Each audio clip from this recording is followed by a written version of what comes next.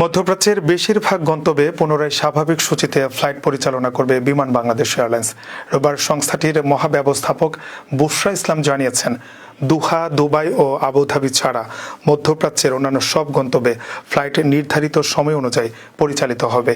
আজ মধ্যপ্রাচ্যগামী সব ফ্লাইট যথাসময়ে ঢাকা ত্যাগ করবে বলেও জানানো হয়েছে।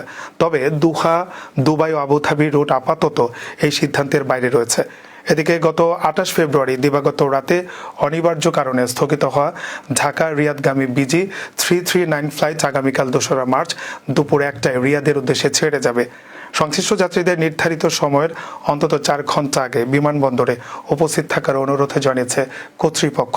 তবে সাম্প্রতিক নিরাপত্তাজনিত পরিস্থিতির কারণে সংযুক্ত আরব আমিরাত, কাতার, কুয়েত ও বাহরাইনে ফ্লাইট স্থগিত করা হলেও নতুন সিদ্ধান্ত অনুযায়ী নির্দিষ্ট কিছু রুট বাদে মধ্যপ্রাচ্যে ফ্লাইট কার্যক্রম পুনরায় চালু হচ্ছে।